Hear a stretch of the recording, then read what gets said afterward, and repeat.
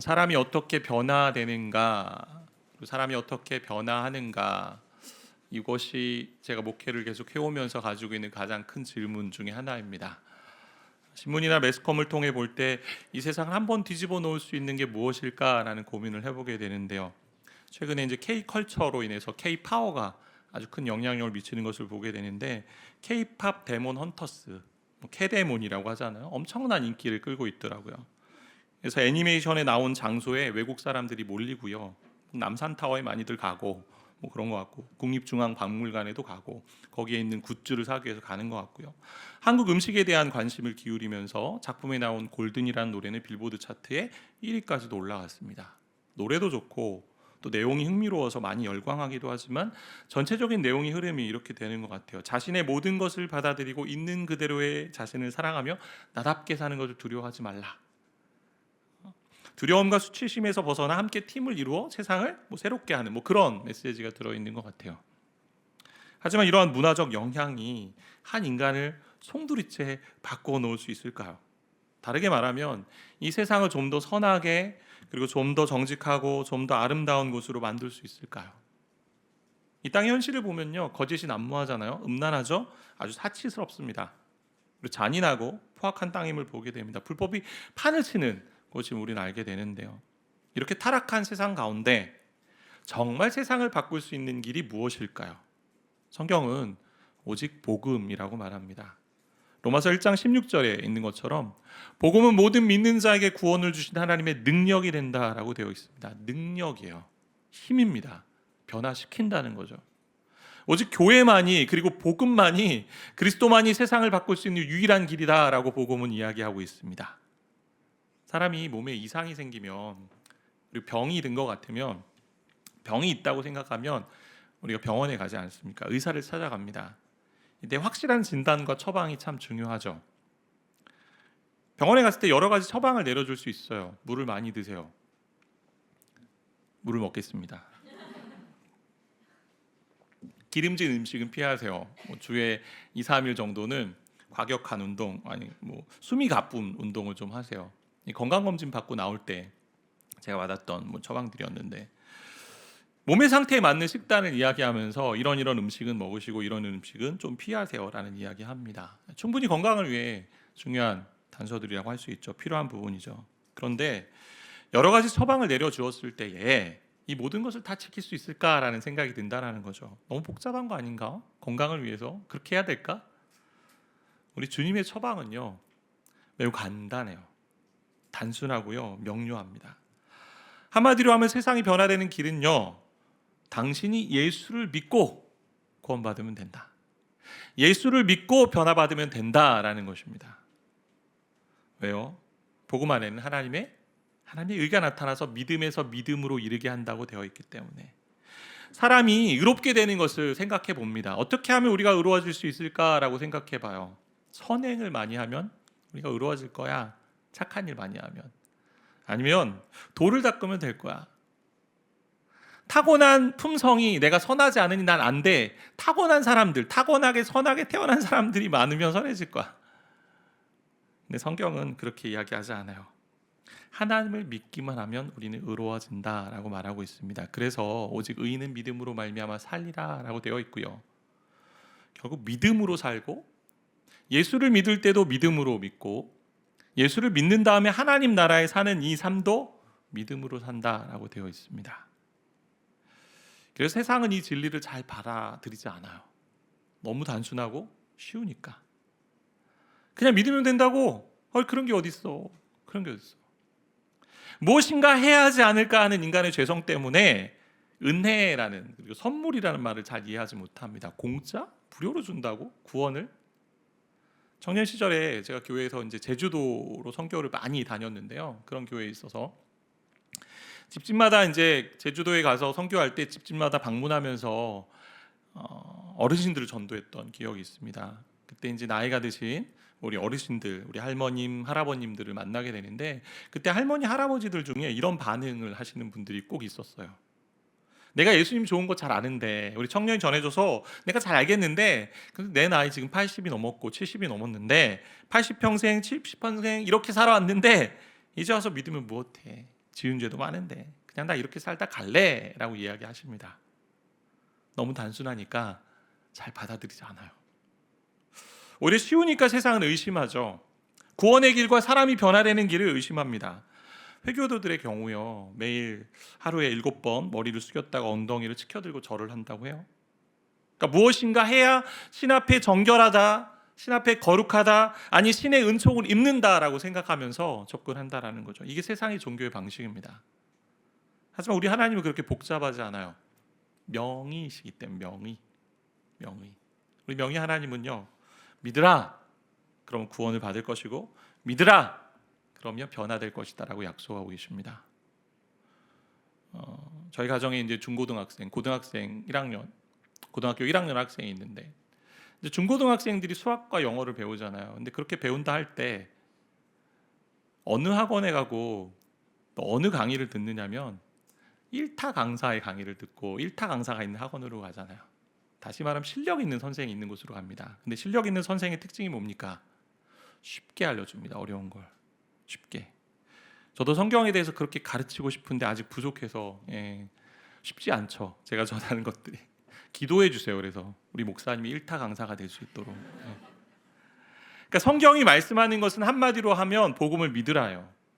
복음을 믿으면, 예수를 믿으면 변화된다. 이것이 저와 여러분을 바꾸고 세상을 바꾸는 길이죠. 그런데 이것밖에 없다고 말할 때 세상은 되게 불편해 여깁니다. 왜 너희만 진리라고 하냐? 너희만 진리라고 하냐? 어느 길로 가도 서울만 가면 되는 거 아니냐라고 이야기합니다. 다원주의를 얘기하죠. 그래서 기독교가 독선적이다, 편파적이다라는 얘기를 너무나 많이 듣고 있습니다. 그런데 주 안에 사랑하는 성도 여러분, 진실을 알면 고집이 생겨요. 진실을 알면. 예를 들어 내가 가지고 있는 물건이 진짜이고 다른 사람이 가지고 있는 것이 나와 똑같은 것이지만 가짜라면, 가짜를 가진 그 사람이 나한테 와서 당신 것이나 내 것이나 다 똑같네 겉으로 보니까, 이렇게 얘기하면 기분 상하죠. 당신 것은 짝퉁이야, 가짜야, 내게 진짜야 라고 외쳐 이야기합니다. 고집스럽게 얘기하는 거죠. 이름만 다르지 구원은 하나다, 뭐 힌두교, 이슬람교, 불교, 기독교 다 똑같다, 이렇게 얘기하는 것은 기독교를 잘 몰라서 하는 얘기입니다. 성경은 말하고 있어요. 요한복음 14장 6절 말씀인데 우리가 같이 한번 읽어보겠습니다. 읽겠습니다. 예수께서 이르시되 내가 곧 길이요 진리요 생명이니 나로 말미암지 않고는 아버지께로 올 자가 없느니라. 예수님만이 유일한 길이요 생명이요 진리요, 생명의 진리에 이르는 길이라고 말씀하고 있어요. 다른 길은 없다라고 말씀하고 있어요. 그래서 저와 여러분을 바꿔낼, 그리고 세상을 바꿔낼 유일한 대안은 예수님, 복음이라고 말씀하고 있어요. 오늘은 그러한 예가 있는 이야기입니다. 한 사람의 변화 이야기잖아요. 우리 오랜 시간 신앙생활을 해오신 분들은 잘 아시는 이야기입니다. 키 작은 삭개오가 예수님 만나 변화된 이야기입니다. 삭개오는 여리고의 세리장이었어요. 여리고는 당시 무역의 중심지였습니다. 세리는요, 로마를 대신해서 세금을 징수한 공무원이었어요. 오늘날로 하면 세무 공무원이었습니다. 당시 로마는 자기들이 지배하고 있는 나라에 현지인들을 고용해서 세금을 걷어들였어요. 직접 걷지 않고. 우리나라로 치면 우리나라가 일본의 지배를 받았을 때 일본을 위해서 일했던 이제 공무원들이라고 할 수 있겠죠. 그때 유대인들이 멸시하는 4가지 부류의 사람들이 있었습니다. 하나는 창녀, 이방인, 죄인, 그리고 마지막 세리였습니다. 오늘날 또 그런 세금에 관련된 일을 하시는 분이 다 잘못됐다, 그런 얘기를 하는 게 아닙니다. 그 당시에 그랬다는 거예요. 세리들 가운데 특별하고 뛰어나고 일을 잘하니까 그 사람을 뽑아서 팀장을 세운 거죠. 그래서 삭개오는 세리 중에 장이요, 세리장. 로마에 고용되어서 정해진 세가 없다 보니까 로마에게 줄 만큼 주고 나머지는 자기 주머니에 넣었던 사람들이 그 당시에 세리였어요. 그러니 동족들이 멸시하고 싫어했습니다. 우리 민족을 등쳐먹는 사람들이라고 생각했다라는 거죠. 그렇게 돈을 모으니 돈방석에 앉을 수 있었던 그런 사람들이었고요. 그리고 결국 오늘 말씀해 보니까 부자라고 되어 있어요. 삭개오를 묘사하는 단어가 세리장이고 부자, 이 두 단어예요. 근데 안타까운 것은요, 그의 이름에 뜻이 있는데 그 뜻은 의로운 자, 순결한 자, 흠이 없는 자라는 거예요. 이름값을 못하는 사람이었어요.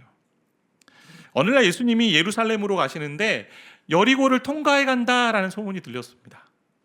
고대 사회에서는 유명한 사람이 나타나면요, 사람들이 다 몰려들어서 구경하고 이야기를 듣기 시작합니다. 삭개오도 예수님을 보고자 하는 마음에 그 자리로 찾아간 거죠. 하지만 사람들이 많이 모여가지고 비집고 들어갈 수가 없는 거예요. 게다가 세리였으니 민족들이 이 자리를 비켜주지도 않아요. 사람들이, 동족들이. 게다가 키가 너무 작아서 발 뒤꿈치를 이렇게 세워가지고 해도 보이지가 않는 거죠. 그래서 삭개오는요, 체면을 불구하고 돌무화과 나무, 예전 성경에는 뽕나무라고 되어 있는데 뽕나무 위로 올라가서 예수님을 기다립니다. 말씀해 보니까 예수께서 어떤 사람인가 보고자 하되, 보고자 애쓰되라는 이런 표현이 되어 있는데, 삭개오도 예수님에 대한 소문을 들었을 거예요. 바로 앞문맥에 있는 누가복음 18장에 가면 마지막 그 사건이 뭐냐면, 예수님이 여리고 가까이 가셨을 때 여리고에 있는 소경의 눈을 뜨게 하는 장면이 들어 있습니다. 그 이야기도 들었을 것이고, 또 아마 다른 사람들처럼 전국 각지에 있는 모든 병자들이 예수님께 와서 병고침을 받았다, 그가 하는 가르침을 통해 많은 사람들이 놀랍다라는 그런 소문을 들었을 것입니다. 그래서 그 사람을 보고 싶다라는 호기심을 가지고 있었을 거라는 거죠. 하지만 그의 모습을 생각해 볼 때 내면의 공허함 그리고 갈증이 예수께로 이끌어간 것을 보게 돼요. 세상에서 부유하고 성공한 사람들 중에 삭개오처럼 영혼에 갈증이 있는 사람, 그리고 내면의 공허함을 가진 사람들이 참 많이 있습니다. 무엇인가 마음 둘 곳을 찾고요, 마음의 평안을 찾지만, 갈증을 채우고자 하지만 세상이 주는 것 가지고 채워지지 않는 거죠. 한시적이고 영원하지 않은 것을 알게 돼요. 돈은 많았지만 그에겐 친구가 없었습니다. 진정한 삶을 나눈 친구도 이웃도 없었어요. 그러니 소외감, 외로움 가운데 있었습니다. 돈은 많았지만 그 안에 마음은, 가슴은 텅 비어 있었어요. 세상에도 이러한 사람들이 많이 있죠. 파스칼이 이런 얘기 했는데요, 인간의 영혼에는 하나님만이 채우셔야 하는 빈 공간이 있다. 이걸 좀 다르게 표현해 본다면, 인간의 마음 한켠에 구멍이 뻥 뚫려 있는 거예요. 하나님만이 채워야 되는, 이런 마음을 누군가 채워줄 수 있지 않을까 하는 그 호기심을 가지고 나무에 올라갔어요. 돌무화과 나무에 올라간 삭개오를요, 우리 주님이 그냥 보고 지나치지 않으십니다. 5절에 보니까 예수께서 그곳에 이르사 쳐다보시고 이르시되, 쳐다보십니다. 치유의 눈길이죠. 치유의 눈길. 아무도 보지 않았던, 아무도 나를 보아주지 않았는데 예수님이 나를 보시면서 그리고 말씀하십니다. 삭개오야, 속히 내려오라. 내가 너의 집에 유하여 하겠다. 내가 너의 집에 머물고 싶다. 원어적으로 보면 여기에 반드시 해야 된다라는 동사가 들어가 있어요. 내가 반드시 너의 집에 좀 머물러야겠다. 너와 함께 하고 싶다라고 말씀합니다. 삭개오가 급히 내려와서요, 즐거워하며 영접합니다. 이게 믿음이에요. 영접은 믿음인데 속히 영접하는 거죠. 이게 믿음이죠.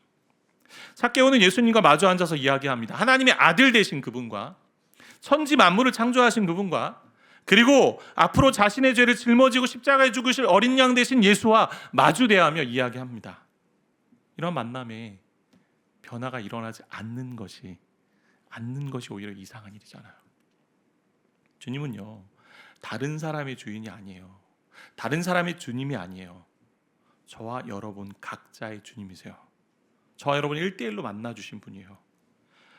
사람과의 관계 속에서 마음 터놓고 이야기할 수 있는 관계가 얼마나 되세요? 많이 있으세요? 진정한 교제가 사람 안에서 과연 일어날까요? 평생 나를 이해해주고 알아주는 가족하고도요, 때로는 마음이 하나가 되지 않고요, 등을 돌리는 일이 너무나 많습니다. 오직 하나님과의 사귐만이 진실한 교제고요, 진정한 교제의 만남이 된다는 거예요. 내 속에 있는 것을 다 털어놓아도 되는 분이에요. 부끄럽지 않습니다. 사람들과 이야기할 때 가끔 그렇게 하잖아요. 수위 조절한다고. 그럴 필요가 없어요. 주님 앞에선 내 있는 모습 그대로 가지고 나오면 되고요. 아무리 하소연하고 아무리 때를 써도 미안하지 않는 분이고요. 밤중에도 새벽에도 언제든지 찾아갈 수 있는 분이고요. 내 마음 상태가 지금 기쁘든지 아니든지 슬프든지 어느 마음 상태든지 가지고 나갈 수 있는 분이 주님이시라는 거예요.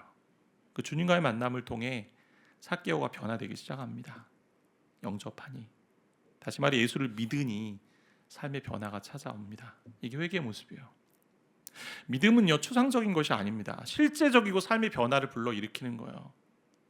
그래서 회개는 삶의 변화를 동반해야 합니다. 열매로 믿음을 증명하는 거예요. 여기서 잊지 말아야 할 것은 삭개오가 변화된 행동을 보여주었기 때문에 구원받았다, 이게 아닙니다.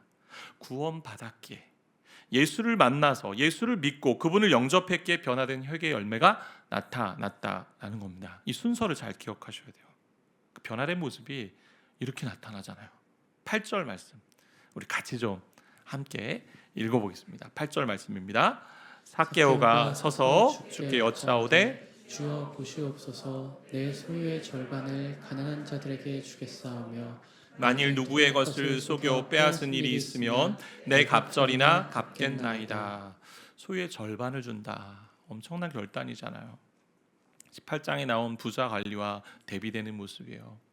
내가 율법을 다 지켰습니다라고 얘기했는데 우리 주님이 내가 가지고 있는 모든 것을 다 팔아 가난한 자들에게 주라 했을 때 그는 순종하지 않고 떠났습니다. 근데 삭개오는요, 소의 절반을 나눠드리겠습니다. 율법에 기록된 것처럼 양과 소를 내가 도둑질하거나 잡거나 팔면 소 한 마리에 5마리, 양 한 마리에 4마리처럼 갚겠다. 보통 성경이 요구하는 보편적인 물건 배상액은요 5분의 1을 더해서 주는 건데 그거보다 더 많은 배로 내가 다른 사람에게 갚겠다라고 말합니다. 주님이 보시고 함께 그 집에 머무시면서 1:1 만남을 통해 믿음을 소유하면요 회개 열매가 나타납니다. 생각이 바뀌고요, 잘못했다고 생각했던 것을 주님 앞에 고백하고 그 삶이 송두리째 바뀌기 시작합니다. 그리고 과거의 악한 생활의 종지부를 찍게 된다는 거죠. 삭개오를 붙들었던 최고의 우상이 무엇입니까? 돈이었잖아요. 그 우상에서 자유롭게 됩니다. 하나님의 복음의 능력이 돈에 매여있던 그를 자유하게 합니다. 그동안 돈이 자신을 지배했던 상황에서 이제는요 주님이 중심이 되어 주님이 이끄시는, 통치하시는, 다스리시는 인생이 되는 거예요. 이런 변화가 저 여러분에게 있나요? 있으셨나요? 또 그런 변화를 가지고 살고 계신가요? 우상을 마음에 모시고 있으면서 구원받았다고 말할 수 없어요. 내가 하나님보다 앞세우는 것이 이렇게 많이 있는데 그 삶은 구원받은 자의 삶이 아니라는 거죠. 그렇게 돈이라는 우상이 자유로워지고 예수가 중심이 되면서 그 시선이 달라져요. 고통받는 자를 향한 시선이 열리죠. 예수님을 믿고 영접하게 되면요 보는 관점이 달라져요. 세상을 보는 관점이, 시선이 달라지죠. 이게 회개의 모습이잖아요. 이전까지 보지 못했던 것을 보게 됩니다. 시야가 열립니다. 가난한 자들은 그의 머릿속에 있던 대상이 아닙니다. 부자들과 어울리고 부자들과 함께하며 잔치하며 지냈던 사람인데 이제 가난한 자들에게 그의 눈이 머물게 됩니다. 자신의 행복에만 집착하고요, 자신의 행복에만 몰두했던 그 삭개오가 주변을 돌아보기 시작합니다. 주변의 영혼을 보고요, 주변의 영혼의 신음소리를 듣게 됩니다. 예수를 믿으면 변화가 일어나는데 눈이 열리고 귀가 열립니다. 예수님 만나 우리의 감각이 살아나는 거죠. 마음을 열지 못했던 자리에서 이제 마음을 열고 다가가도록 하나님 인도하시는 겁니다. 그게 진정한 기적의 모습입니다. 예수님 만난 사람들이 이전에 주변 사람들 잘 돌보지 못했다가 이제는 예수님 만나니까 이웃을 사랑하고 이웃을 돌보고 가난한 자들을 염두에 두는 것을 우린 보게 돼요. 성경에도 있고 우리 주변에도 그런 신앙인들 많이 있잖아요. 그런데 입으로는 믿는 자의 삶이라고 이야기하면서 영혼에 대한 관심이 없다면 저와 여러분은 한번 생각해 봐야 된다는 거죠. 정말 하나님이 잃어버린 양 같은 나 하나를 찾아오셨다면 우리는 주변의 영혼에 대한 관점을 새롭게 해야 됩니다. 어제 순장님들과 2학기 이제 개강을 앞두고 함께 은혜로운 모임을 가졌는데 한 분 순장님이 이런 이야기 하셨어요. 우리 순장 사역에 대한 얘기했거든요. 우리가 이렇게 해왔고 한 4분이 자기 삶을 좀 나누면서 함께 질문하고 또 대답도 하고 참 좋은 시간이었는데 한 분이 내가 이제까지 순장 사역을 한 걸 보니까 하나님의 관점으로 그 영혼을 바라보며 순장 사역해왔다. 그 영혼을, 내게 붙여주신 그 영혼을, 그리고 그 사람을 볼 때 어떤 인간적인 편견이나 시선으로 바라본 것이 아니고 하나님의 관점으로, 하나님이 그 영혼을 바라보시는 관점으로 내가 그 영혼을 보았다. 그리고 기도하며 섬기며 살아왔다. 이게 변화된 삶의 모습이잖아요. 예수님 만난 자의 삶의 모습이잖아요. 분명 내 기질이나 성향이 사람들에게 잘 다가가지 못하는 사람일 수 있습니다. 뭐 극 I라고 해서 MBTI로 보면 목사님 저는요 I여서 다가갈 수 없어요. 성향과 기질을 통해 하나님 그런데 바꾸세요. 무슨 얘기냐면 성향과 기질을 통해 영혼에 대한 관심이 무엇인지를 그리고 영혼에 대한 관점, 하나님의 눈으로 보는 관점이 무엇인지를 알고 그 성향을 통해 하나님 인도하세요.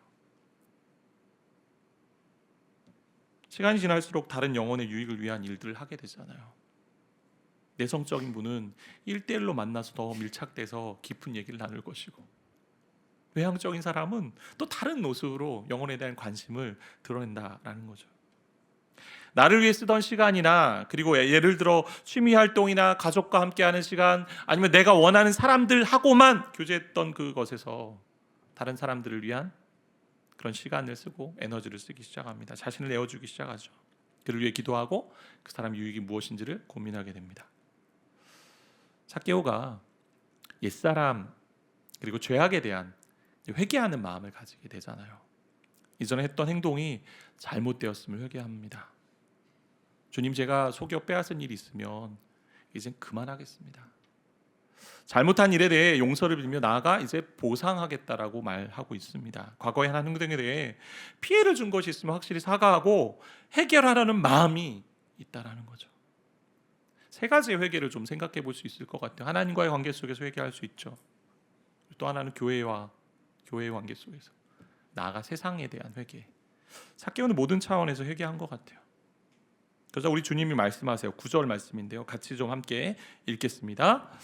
예수께서 이르시되 오늘 구원이 이 집에 이르렀으니 이 사람도 아브라함의 자손이미로다. 아브라함의 자손이란 얘기는 하나님의 백성이 됐다는 얘기고, 조금 더 생각해 본다면 아브라함의 믿음과 같은 그 믿음을 가졌다. 보이지 않고 잡히지 않는데, 갈 바를 알지 못하는데 하나님 말씀하셔서 하나님 계신 그곳으로 갑니다라는 그 믿음을 가지고 있었다.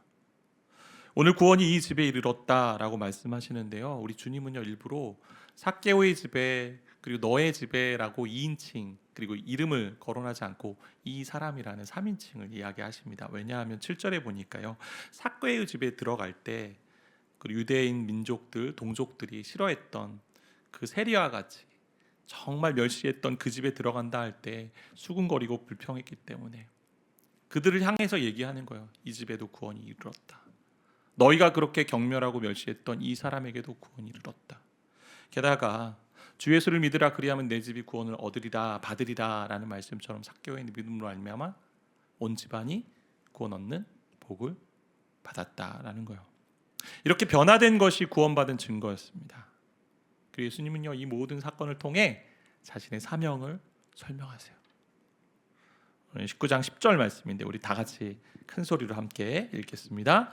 인자가 온 것은 잃어버린 자를 찾아 구원하려 함이라. 그 잃어버린 자 안에 세상에서 멸시받고 외로움 가운데 있었던 그 인생인 삭개오가 있었습니다. 저와 여러분에게 있었죠. 어느 글에 이렇게 이제 기록되어 있는데요, 좀 한번 들어보세요. 하나님이 보시기에 가장 절실한 것이 그리고 필요한 것이 경제라면 하나님이 경제학자를 보내셨을 것이다. 가장 절실히 필요한 것이 예능이라면 개그맨, 예술가를 보내셨을 것이다. 정치적 안정이었다면 정치가를 보내셨을 것이고, 건강이었다면 의사를 보내셨을 것이다. 그런데 하나님 보시기에 가장 절실히 필요한 것이 우리의 죄, 즉 그분과의 분리된 상태, 우리 안에 있는 깊은 반역, 반항, 그리고 죽음과 관계된 것이었기에 하나님은 정치가, 의사, 개그맨, 경제학자 대신 우리 구주, 구원자 예수를 보내신 것이다. 정치가나 의사나 그리고 경제학자가 다 필요 없다라는 얘기가 아니라 우리의 모든 인생의 문제를, 죄의 문제, 사망의 문제를 해결할 분이 유일한 구원자 예수밖에 없기에 예수를 보내셨다라는 말씀이잖아요. 잃어버린 자를 찾기 위해서. 이게 구원이고요, 이게 은혜입니다. 예수님이 주도하셔서 그 집에 들어가시고 삭개오를 변화시키셨어요. 삭개오가 우리 집에 와주세요 라고 하지 않았어요. 예수님 보고 싶어서 그냥 나무 위에 올라가기만 했어요. 근데 예수님이 먼저 보시고 그를 부르시고요, 그 집에 들어가시겠다고 말씀하셔서 그를 변화시키신 것입니다. 이 모습을 보면서 삭개오의 행동과 하나님의 역사를 좀 보게 됩니다. 다르게 표현한다면 인간의 책임과 하나님의 주권이에요. 되게 신비로운 이 개념인데요. 하나님의 주권과 인간의 책임은 신비한 가운데 있습니다. 자, 삭개오는 그의 변화된 행동 때문에 구원받은 거 아닙니다. 기억하셔야 돼요. 예수님 만났기 때문에 그게 변화된 행동을 하고 있는 거고, 변화된 삶이 구원받은 자의 증명이나 증거로 나타난 것이죠. 회개의 열매로 나타난 것이죠. 구원은 전적인 하나님의 선물이잖아요. 인간은 구원이라는 선물에 대해서 어떠한 기여도 할 수 없습니다. 하나님 시작하셨고 하나님 완성하셨기 때문에 그 구원을, 그 예수님을 믿는 길이, 그 구원을 누리는 길, 예수님을 믿는 길이 믿음이라는 거죠. 앞서 본 이야기에서 보면 급히 내려와 즐거워 영접하는 것, 즐거워 영접하는 것이 믿음입니다. 근데 이 믿음도 성경에 보면 하나님의 선물로 되어 있어요. 믿게 하시는 것도 하나님의 역사이기 때문에, 아무리 믿고 싶어도 믿지 않을 때가 믿을 수 없을 때가 있기 때문에. 근데 인간 편에서 보면요, 믿음이라는 것을요, 선물을 받는 손 정도 내미는 모습으로 보게 돼요. 믿음의 반응이라고 할 때, 저는 이것을 인간의 책임이라는 개념보다 인간의 반응이라고 표현하고 싶고, 또 인간의 갈망이라고 표현하고 싶은데요, 이 말은 구원에 대해서 우리 어떤 업적이나 공로나 노력이나 행위로 하나님 나 이만큼 했으니 구원 주세요 라고 할 수 없다는 거죠. 내가 가지고 있는 어떤 거 가지고 구원받을 수 없고, 이미 하나님이 허락하신 구원을 받는 이 손, 이게 믿음의 반응. 그 정도는 우리가 해야 된다는 거예요. 내가 무엇을 해서 구원받을 자격이 있다라는 얘기가 아닙니다. 하나님이 다 하셨는데 그 하신 것을 보면서 내가 반응해야 된다. 그래서 삭개오를 통해 생각해 볼 것이 바로 그 믿음의 반응이 무화과나무에 올라간 거잖아요. 돌 무화과나무에. 당시 어떤 어른도 그런 생각을 하지 않았습니다. 체면이 있으니까. 누가 나무에 올라갑니까? 사람 보고 싶다고. 내가 그 사람, 그 위인 만나고 싶다고. 근데 삭개오는 어린아이 같은 마음으로 올라갑니다. 정말 예수님을 보고 싶다는 그 갈망으로 올라갑니다. 이게 믿음의 행동이고요, 믿음의 반응이고요, 다시 말하면 갈망입니다. 믿음의 갈망. 어린아이 같은 순진함이 있었습니다. 내면의 호기심을 가지고 있었고요, 근데 자신의 갈증을 채우고자 하는 그 마음으로 올라간 거죠. 주변 환경과 시선을 아랑곳하지 않았습니다. 키가 작다라는 그 장애물 때문에 멈추지 않고요, 나무 위로 올라가서 예수를 바라봅니다. 호기심처럼 시작했어요. 단순하게 올라간 행동이었어요. 근데 그게 믿음이었어요. 믿음의 반응. 칼빈은 이 본문을 가지고 이렇게 설명을 해요. 어린아이와 같은 호기심, 단순성이 믿음을 위한 준비 단계다. 준비 단계였다. 그래서 구원의 자리 가운데 우리의 적극적인 반응이 필요해요. 분명 구원은 하나님이 주도하시고 하나님이 완성하세요. 그럼에도 성경은 인간의 반응을 요청하세요. 인간의 책임이 아닙니다. 인간이 무엇을 한다라는 것이 아니고, 공로가 아니고, 업적이 아니고요, 인간의 책임면을 좀 작게 얘기한다면 반응이요. 구원을 받는 손은 내밀어야 되잖아요. 이것이 명약이라고 하고 나를 고칠 수 있는 약이라고 했으면 먹어야 되잖아요. 그 정도의 반응을 하라고 말씀하고 계시는 거예요. 그래서 성경은 말하죠. 간절히 찾는 자가 나를 만날 것이라고. 구하라, 찾으라, 두드리라, 그러면 찾을 것이고 열릴 것이라고. 그것도 오늘 지금이에요. 오늘 이 집에 구원이 이르렀다 할 때 NIV 영어 번역본은요, 오늘이라는 표현을 here and now라고 해요. 여기 지금. 믿음으로 반응하는 자리는요, 오늘밖에 없습니다. 뒤로 미루지 마세요. 사탄은 늘 내일이잖아요. 내일에, 내일 예배드려, 내일 기도해, 내일 말씀 봐, 내일 섬겨. 인간 편에서 보면요, 구원을 갈망하는 마음이 반응입니다. 갈망해야죠. 정말 구원을 갈망하고 계십니까? 오늘 이 자리에 아직 예수님을 모르시는 분들이 계실 것 같아요. 아직 구원이 무엇인지, 그리고 예수 그리스도가 나와 어떤 관계인지 모르는 분이 계실지 모르겠습니다. 분명 우리 주님이 우리의 구원을 인도하시고 주도하시고 우리의 인생을 이끄세요. 그런데 그 가운데 예수를 믿고자 하는, 예수를 보고자 하는, 나무 위로 올라가는 그러한 믿음의 반응, 믿음의 갈망이 있기를 소망합니다. 그 모습은요, 주님 제가 여기 있으니 저에게 와주시고 제가 믿을 수 있도록 믿음을 주세요예요. 그렇게 간구하는 거예요. 그리고 믿음은 들음에서 나기 때문에 말씀을 들어야 되기 때문에 말씀이 있는 자리, 복음이 있는 자리 찾아가는 게 믿음의 갈망이고 믿음의 반응입니다. 말씀 묵상하는 자리가 있잖아요. 예배가 그런 자리고 금요기도회, 새벽기도회가 그런 자리고 무엇보다 다락방이 이제 개강하는데 다락방이 뭐예요? 말씀으로 삶을 나누잖아요. 그 말씀이 있는 자리 가는 거예요. 또한 양육과정에 참여하는 거죠. 여러 양육과정이 있는데 복음의 기초반, 또 성경 파노라마 교리반, 그것이 돌 무화과 나무로 올라가는 믿음의 반응이고 믿음의 갈망입니다. 체면 차리지 말고 나무 위로 올라가세요. 주변 사람들이 이렇게 얘기할 수 있어. 네가 예수님 믿는다고. 야, 너 옛날 모습 보면 내가 아는데 네가 믿을 수 있을 것 같아. 이렇게 얘기하는. 주님께로 나아갈 때 우리 주님이 만나 주십니다. 아니요, 이미 주님이 저와 여러분 집에 오셨어요. 마음의 문을 열면 돼요. 그리고 믿음 생활을 오래 하신 분들에게 도전하는 것은요, 다시금 구원의 복음을 기억하세요. 그리고 하나님의 주도하심과 우리의 인간의 책임, 인간의 반응을 좀 기억하세요.